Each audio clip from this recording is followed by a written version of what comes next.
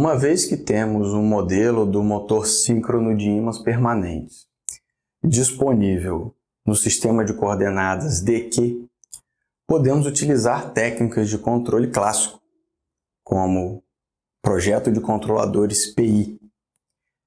Em qualquer sistema de controle, uma etapa importante e inicial é a definição da topologia do sistema de controle, ou seja, quais sinais serão realimentados, quais leis de controle serão utilizadas, quais recursos de processamento de sinais, como estimadores de estados ou estimadores de parâmetros, quais deles serão utilizados.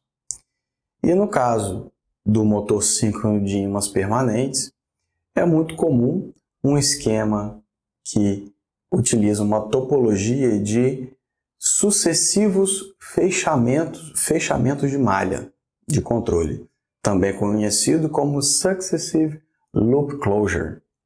Seria o esquema mais simples para se utilizar as técnicas de controle clássico para controlar um motor síncrono de ímãs permanentes. E isso acontece da seguinte maneira. Imagine que tenhamos um modelo de um PMSM, onde as entradas são as tensões VD e VQ. Os estados desse sistema seriam as correntes, também em ID e Q. Utilizando uma topologia de controle clássico para controle das correntes, inicialmente, podemos utilizar um controlador PI, por exemplo, cujo sinal de controle gerado seria o próprio comando da tensão VD e um outro controlador PI que geraria um sinal de controle de tensão VQ.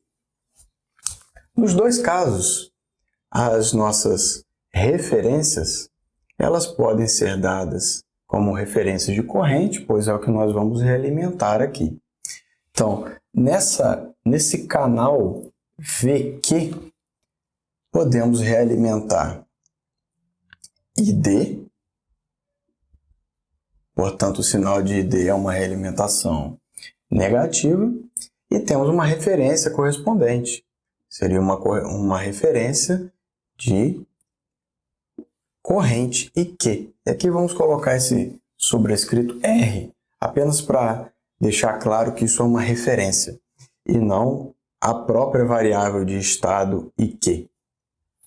Do mesmo modo, podemos colocar uma realimentação para a corrente ID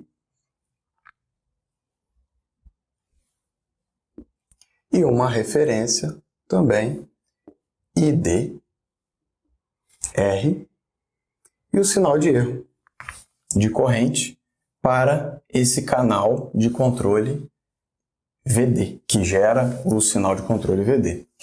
E assim temos uma malha de controle do PMSM para corrente. Então aqui temos tudo que é necessário para controlar correntes seguindo determinadas referências.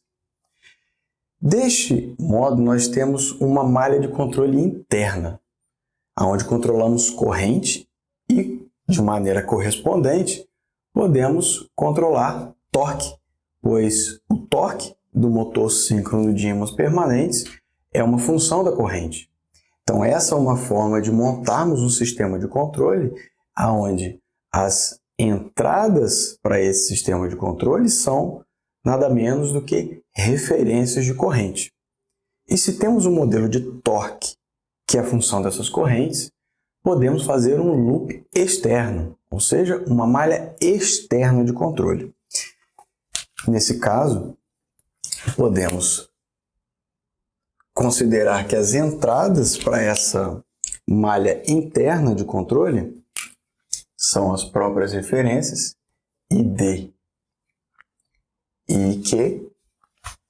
E agora temos um modelo interno que pode ter outros controladores por fora. Estes controladores externos eles são utilizados para controlar velocidade no famoso esquema FOC, Field Oriented Control, ou também controle de posição, no caso de termos outros sensores instalados no sistema e queremos fazer outras aplicações de controle de movimento.